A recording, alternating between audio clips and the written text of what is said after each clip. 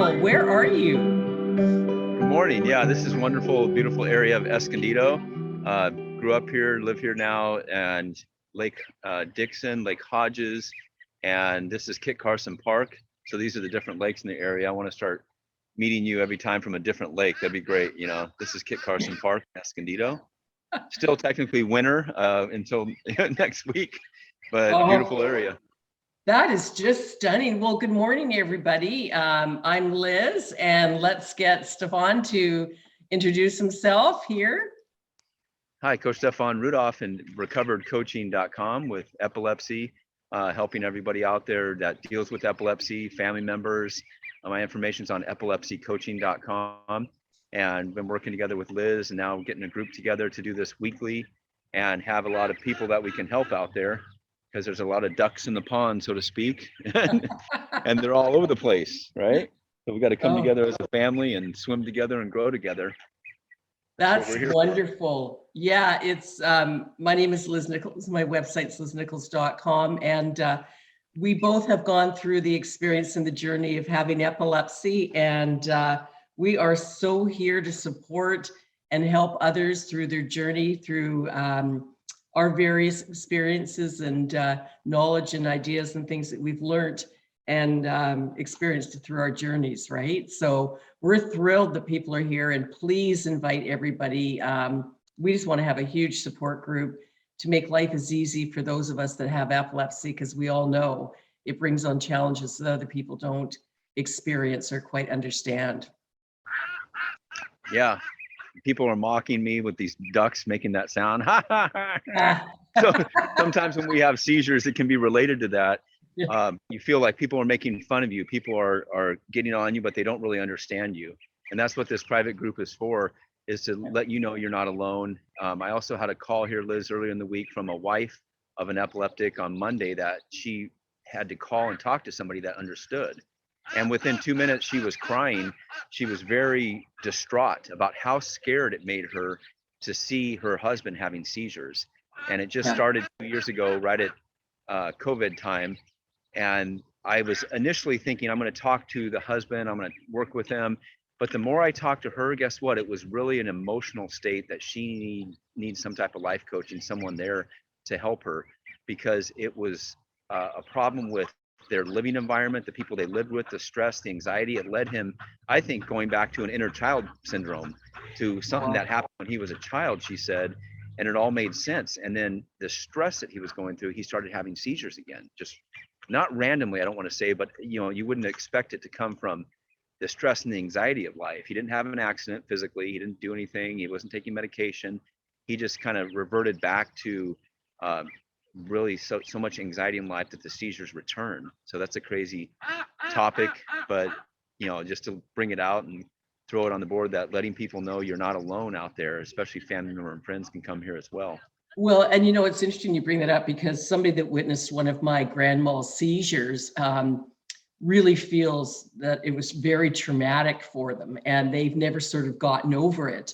And it was a horrible experience for them to witness me having this very bad seizure. And, so we're there as well, like you mentioned, to help, husbands and wives, family, friends, co-workers, someone you're in a relationship with. Because for us, when we have the seizure, it's one thing. For somebody to witness it, I can totally understand why it would be very traumatic. And we really want to open it up to, people coming and joining us, asking questions. How can we help? How can we support? And I, again, think it's just amazing that we met different countries, different genders, but a very similar experience in a lot of ways of what happened to us. And, I totally get why people have a hard time understanding it. People in my life don't understand it, didn't understand it, and didn't want to understand it or talk about it. And so at many times, I felt very alone and sort of, who do I turn to? Where do I get help? Like, there's got to be resources and things out there. So that's one of the reasons, from the lack of support that I found going through the journey of epilepsy, is why I actually built my business to help support others. And I think that's very similar for you too. Yeah, from why me to try me. How's that? I kept seeing the epilepsy in my life and kept saying, why did this happen? Why did this happen? And I talked to a person at personal trainer at my fitness, LA Fitness here that I go to in the mornings. And she has a sister, a half sister that has seizures, epilepsy. And she's helping the sister, but it's been really hard for 12 years now of the 12-year life. She's had epilepsy, really bad epilepsy where it's affected her speech, her patterns. And now she's helping her more. As a personal trainer, she helps people, but as a sister and a family member, she's accepted it. And that's a big thing. You mentioned is people unable to accept it. They see a seizure, it scares the crap out of them. And like the Bible said in the past, it was like the demon, the devil, you're possessed, get them out of here. They would kick them out of their tribe or village or whatever, because it's something that takes over you. And we don't know a lot of the times why it's happening. But even in our system these days, and I say the system because I just had my license suspended last month. That was another topic, but trying to get, I'm not going to have the vaccines myself as a choice because I had epilepsy. I don't want any type of conflict there, but that's my choice. So I did that. And then the neurologist that I had to get approved for, he said, we got to take an EEG with you, to make sure. So he does the EEG and they found a dormant tissue, he called it. And I said, well, that was from my brain surgery 15 years ago, dormant tissue. What does that mean? Well, I have to report it to the DMV. I'm sorry. So he reported to the DMV and I lost my license on February 14th. And I fought back and I got another doctor's opinion and the DMV online over the phone was on March 1st. And right away he heard my story and the guy goes, oh, that's okay. Click, you're back in the system. Just like that. So I didn't let it affect me, but it was a very challenging time that brought back a lot of PTSD, post-traumatic stress disorder, a lot of anxiety. I was driving around for 2 weeks on a suspended license. And the irony of this is that I had a conference to go to in Arizona, a speaking conference. So I drove 1,000 miles back and forth on a suspended license. Not to, I did this a lot in my life because of my alcohol problems and suspended licenses. But now I was like, instead of why me, I had to accept it and say, try me, bring it on, so to speak, right? Well, and for me, a lot of, and I'm very grateful to quite a few influential people in my life, but for me, I had to change from the victim, like, why me? Why is this happening? Poor me, to the, hey, you know what? Be a victor. And I remember when they were giving me the list of things you couldn't do, it was all these things you can't do. And I thought, well, what about all the things I can do? So I started trying to live by that philosophy. This is what I can do instead of what I can't, and be a victor, not a victim, because that can take you down a really ugly path if you're, feeling like a victim. But, talking about it, I don't know about you, but when I was growing up, there was nobody to talk about. My family didn't want to talk about it. No blame. Nobody understood it. People didn't want to know about it. It terrified them, scared them. So I searched out a lot of Eastern, Western, naturopathic, alternative, holistic coaching, talking to people, looking for resources. And back then there wasn't a lot that I could find.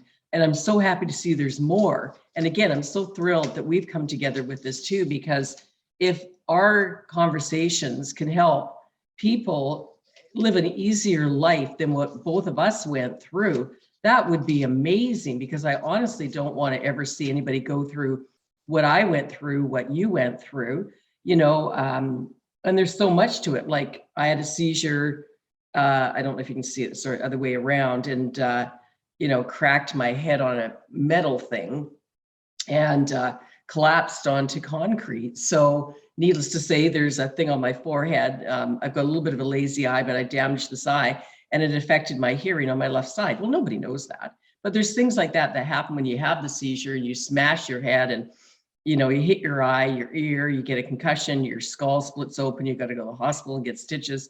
And, it's it's an interesting condition, I guess. So yeah, I have the same, like right here, if you can see it, but it's a scar that went like that.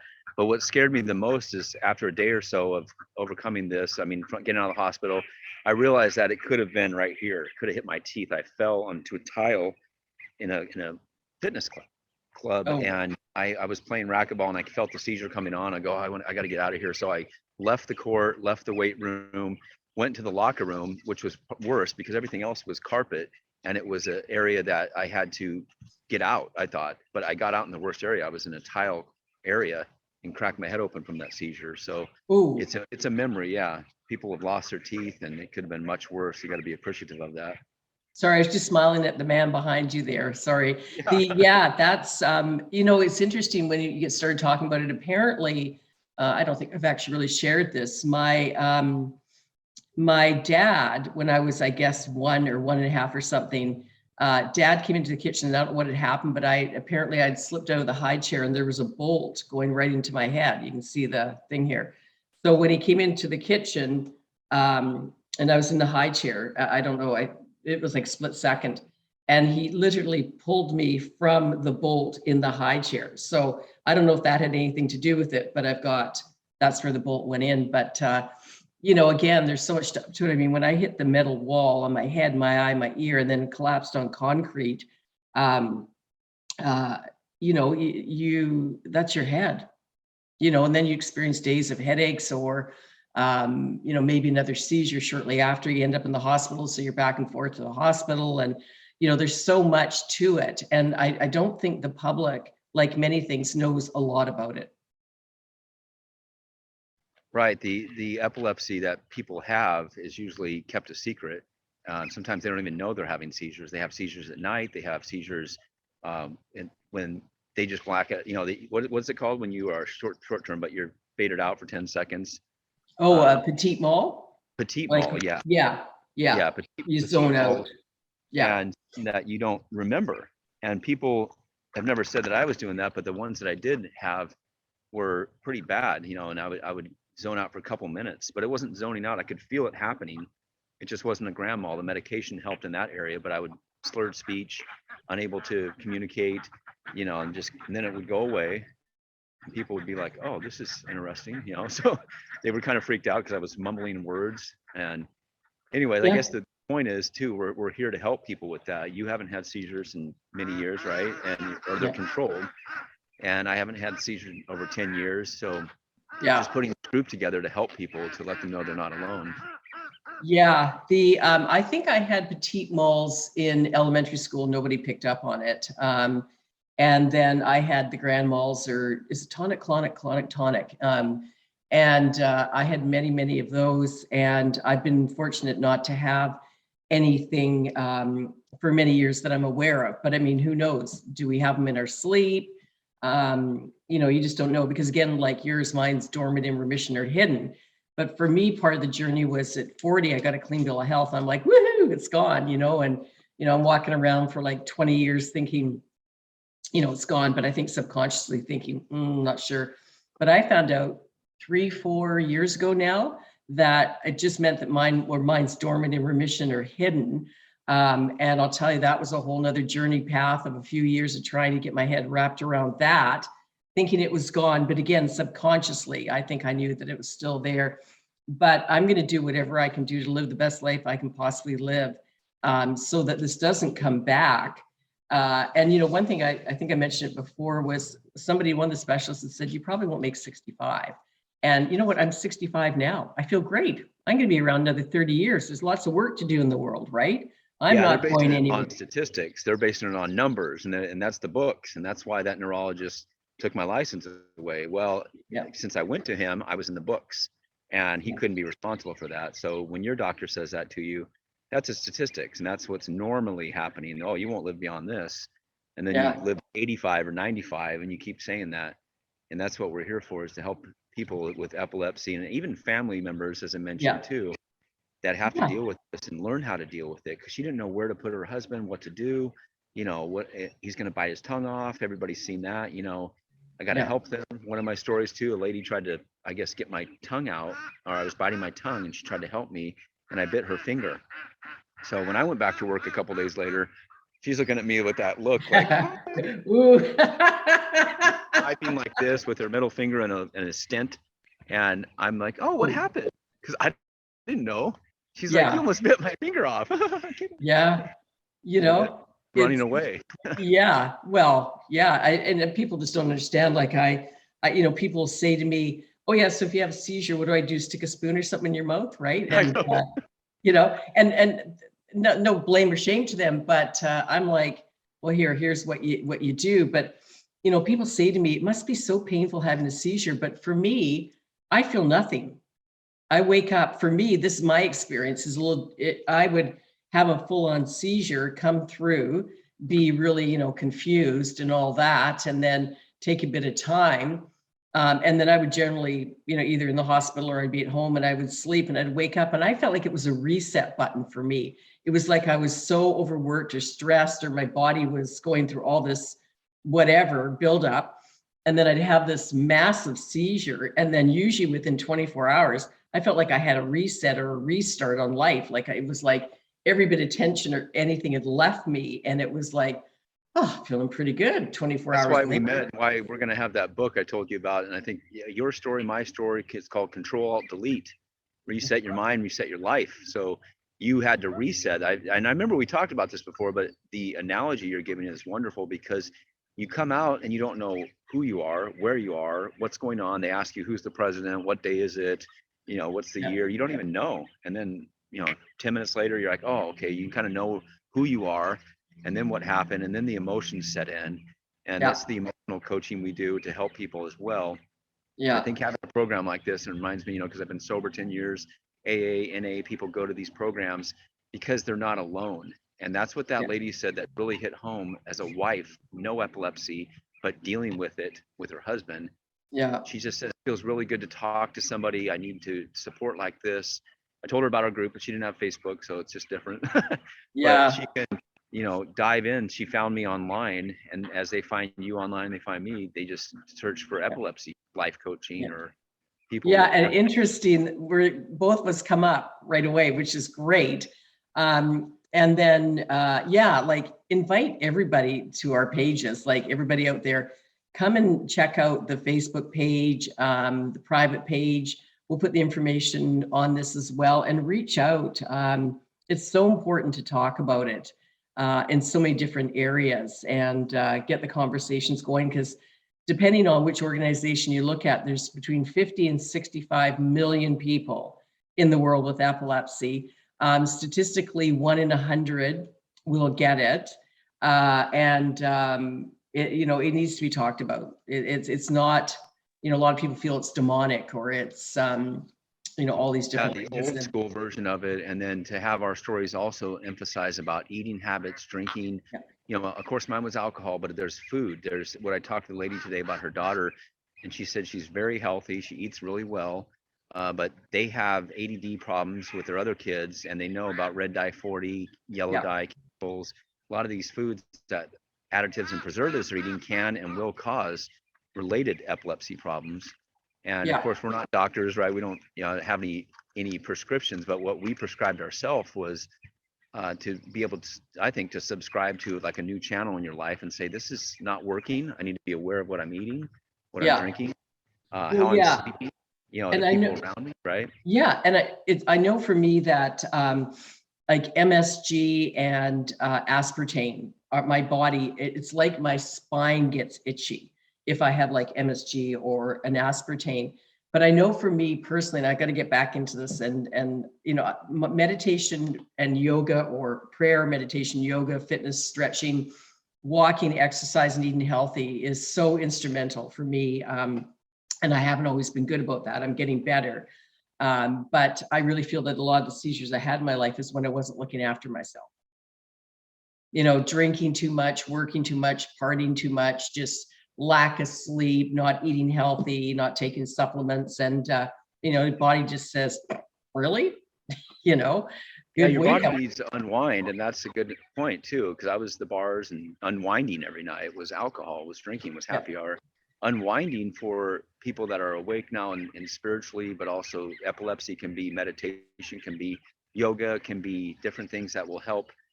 Walking, anything, you know, just getting out and being active. You got to get the dopamine and serotonin going, so people that can find their own way, their own path, come down to the park like this and relax, feed the ducks, do something, but have a release, you know, to get out there. And again, I'm a workaholic.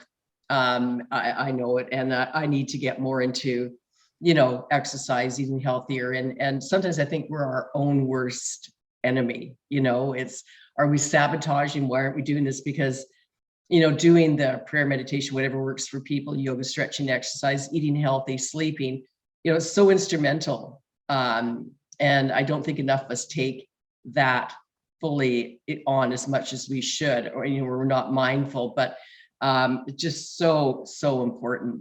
I do have wine. I drink wine, and I enjoy a glass or two most nights, not every night. And, you know, makes me think, you know, it's in the past, I think alcohol, lack of sleep, stress, and doing too much, all that caused the seizures. So it's interesting because I do have a glass or two of wine every night, and I'm thinking, maybe I should be stopping that. Right? Yeah, exactly. Yeah. 1 or 2 turns into 2 or 3, and 2 or 3 turns into 3 or 4.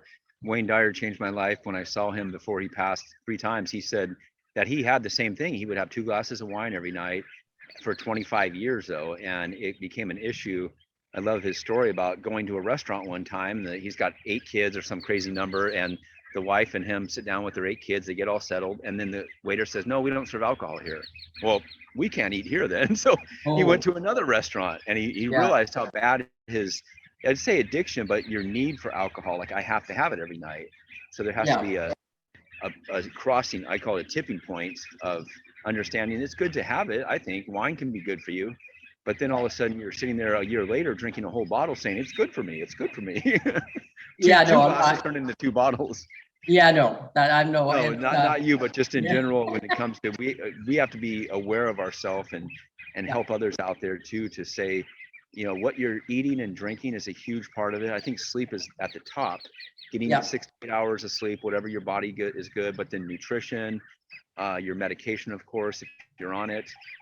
People are on CBD, whatever. We just have to target, you know, keeping track of things, right? One of the biggest things for me, they think, was dehydration. Lack of sleep and dehydration, as well as in some of the seizures. I'm sure too much alcohol back when I was in my 20s and traveling and partying and stuff, but I have to really make sure I stay hydrated. So important. Oh, sorry, I muted it. Yeah, that's a big part. And we can maybe help people out too. We're going to put this on the page and have some awareness programs and have people getting back to us on this too. You know, how's your diet going? How's your, what do you think caused it? I would love to hear things like that. Like, what were you doing differently? Was there a stress point? Was there an argument in life? Did you lose your job? Did you eat right? In a sense, like, did you have a bunch of fast food for a while? Just help people in general like that. Yeah. Oh my gosh, I'm so excited about this, right? So we're going to do these every Friday at around 8:30 moving forward. And then we have some other cool ideas and thoughts we're going to implement at some point. So feel free to join us on the page at 8:30 on Friday mornings. And we'll share this out to everybody. Please, again, invite everybody. We're here to help and serve. If we can help make other people's lives easier, that would be great. And we're both coaches. Oh my gosh, there's so many similarities. It's quite interesting, right? So yeah. And I'll talk more about this app I have coming out, because my software team is putting it out, and it's exactly what we're talking about. It's coaches that you're either a giver or a receiver. So you're giving the coaching, you're giving help, advice, or a receiver goes on there to receive, perceive, receive, conceive, is what I say about spiritual growth. And you want to just follow people. It's kind of like a spiritual YouTube channel for personal self-development, because I always go on YouTube and I type in personal growth videos, spiritual growth videos, you know, self-development, and I have to skip all that news popping up and all that crap, you know, and everything else. Why not have an app that we can, you know, put our videos on there, put your videos, have groups? And like this, it's kind of all connected. And then, you know, I'm actually now living, I'm looking at the palm trees across the street here, right up front here. I'm living 3 or 4 blocks from the ocean now. So I think I'll go set up down at the beach in one of our coming up. That's your meditation now. You have no excuse not to meditate. Yeah, I actually set up over there. I set up a yoga, prayer, meditation, stretch, fitness, weight area in my new place. And I look right onto a row of, there's about 20 palm trees out front where I live. And again, 3 or 4 blocks from the ocean. So I'm happy to be back here. I left this area for 8 years. I'm back. And so I'm happy to be able to walk down to the beach and sit on the beach, like within 5-10 minutes. Take some pictures and post them too of your view. Yeah. Oh my gosh. Here. Yeah. We'll do things like that. And everybody that's listening, I know the group is small right now, but maybe you'll hear the video a little bit down the road, but post your information on there, what you're going through. If you feel like talking about it or just listening, we'll have different areas where you can grow from it. And maybe you also have you on an interview if you'd like to talk about your story a little bit and what you're doing during these challenging times for epilepsy and your own lockdown. So locked up, locked in, locked out, and locked down is how I felt for 14 years of epilepsy and alcoholism. So it's for the help. It's interesting. Sort of, I want to interview you. Like, I think in the past I've probably interviewed 40 people over the years, and it was always women in business. And I think, you know what, I'd love to interview you and put that on my interview page. And I think that'd be very cool. Just interview you for like half an hour. That'd be great. Are you up for that? Yeah, I'm definitely up for it. That's perfect. Well, listen, I actually have to go to work. So I need to. We all do. We're like personally, but physically, mentally, emotionally, spiritually, and financially. So we're always working on ourselves and working in your business and your job too. Yeah. So I'm going to end this now. It was awesome to see you again. And I look forward to more and more people joining us all the time. You look forward to more sunrises like that. Yeah, look at that. Oh my gosh. Got my meditation. This is kind of the balls I use for meditating too. So. Oh my gosh, that's so beautiful. All right. Well, we'll see you later. Have an awesome day. All right. You too. Okay. Thanks, group, and we'll connect with you on here on our page. Okay, perfect. Okay, bye for now. Take care. Okay, bye.